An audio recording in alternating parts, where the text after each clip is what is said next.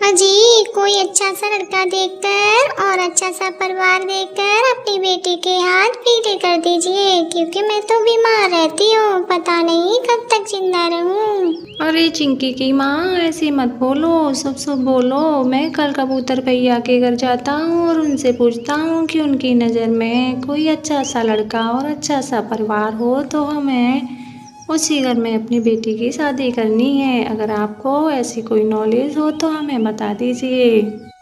ठीक है, अब सो जाओ, मैं सुबह जाकर कबूतर भैया से मिल लेता हूँ। अरे कबूतर भैया, आपकी नज़र में कोई अच्छा लड़का और अच्छा परिवार हो तो कृपया करके मुझे बता दीजिए। मैं अपनी लड़की की शादी अच्छे घर में करना चाहता हूँ, जहाँ मेरी बेटी हमेशा सुखी रहे और हमेशा हंसती खेलती रहे।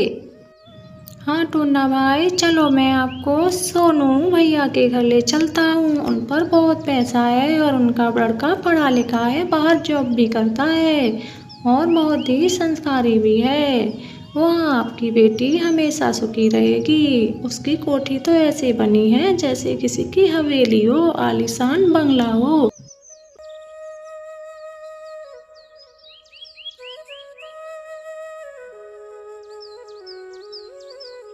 सोनू के आलीशान घर को देखकर टोना बहुत खुश हो जाता है। अरे सोनू भाई, इनसे मिलिए, ये है टोना भाई।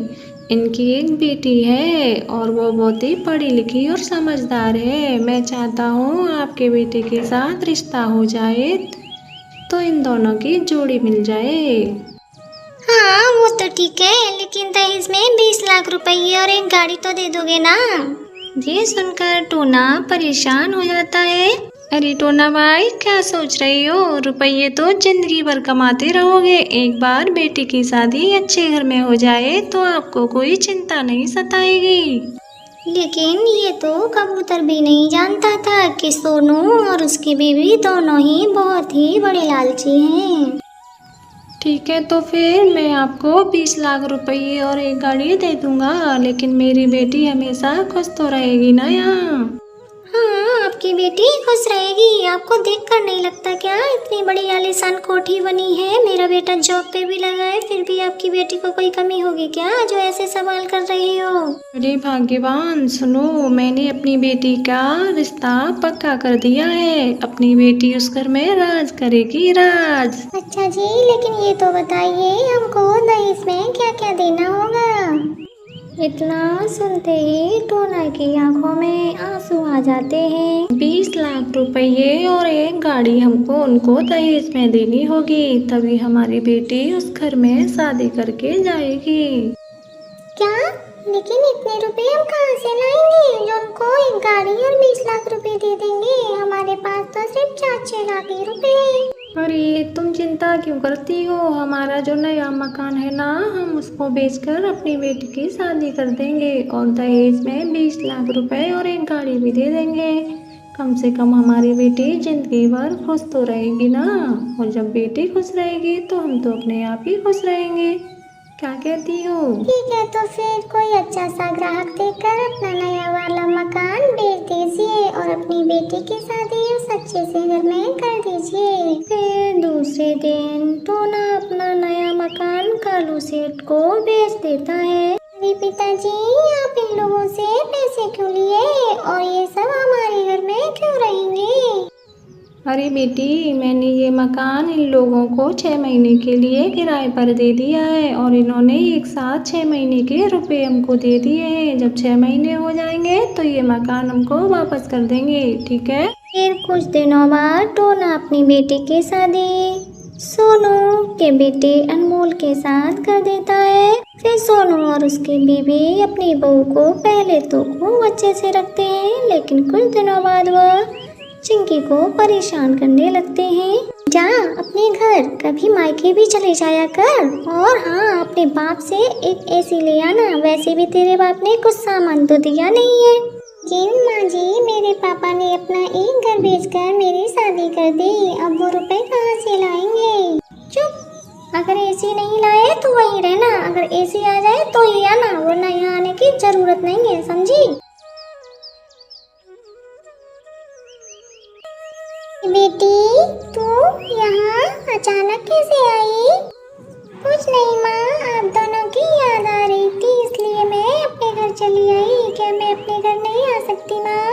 अरे बेटी कैसी बातें कर रही हो, ये तुम्हारा ही घर है, तुम कभी भी आ जा सकती हो, लेकिन अपनी सास से तो पूछ के आई हो ना।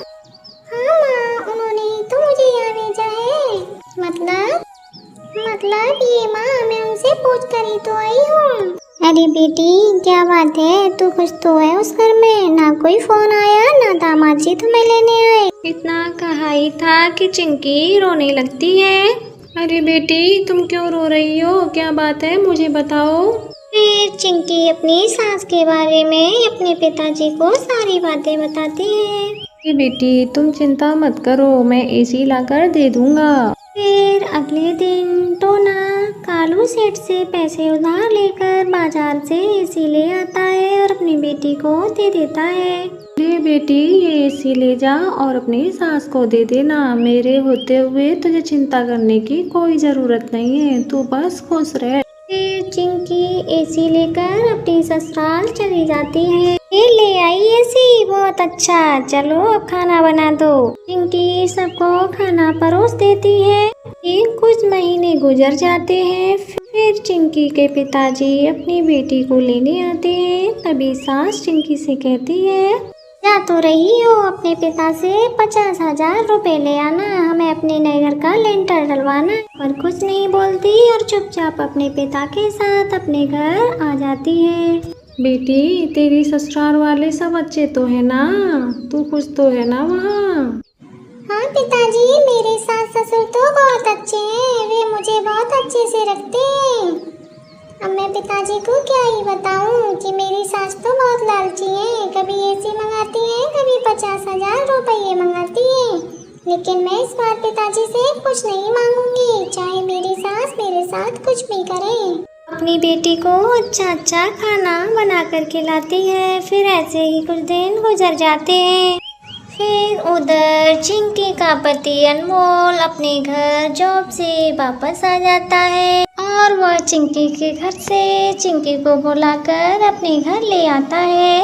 ले आई 50,000 रुपये? नहीं माँ जी, पिताजी के पास थे नहीं। हाँ, उनके पास कहाँ से होंगे, हम ही बेवकूफ थे जो भिखारी की बेटी से शादी कर ली। पिता के बारे में ऐसी बातें सुनकर बेचारी चिंकी रोने लगती है।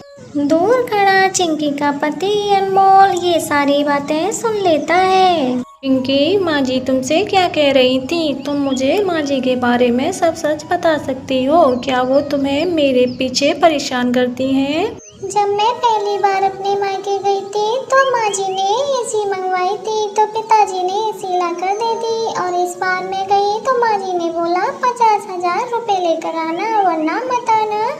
लेकिन आप मुझे ले आए और मैं 50,000 रुपये नहीं लेकर आई, इसलिए माँ जी गुस्सा कर रही है। अरे माँ ये सब क्या है, मैं इतने पैसे कमाता हूँ, घर खर्च के लिए पैसे भी भेजता हूँ, फिर तुम चिंकी को क्यों परेशान करती हो, चिंकी से पैसे क्यों मंगाती हो उसके मायके से, उसके बूढ़े पिताजी कहाँ से लाएंगे? चलो चिंकी अब मैं तुम्हें इस घर में नहीं रहने दूंगा, चलो मेरे साथ वहीं रहना। मैं तो चाहता था कि 2-4 साल माँ बाबूजी की सेवा कर लो, फिर मैं तुम्हें अपने साथ ले जाऊंगा, लेकिन अब नहीं। अरे रुको बेटा। नहीं माँ आप मुझे मत रोकिए, आपको तो पैसों से मतलब है, इंसानों से नहीं। मैं आपको घर खर्च भेज दिया करूँगा, चलो चिंकी।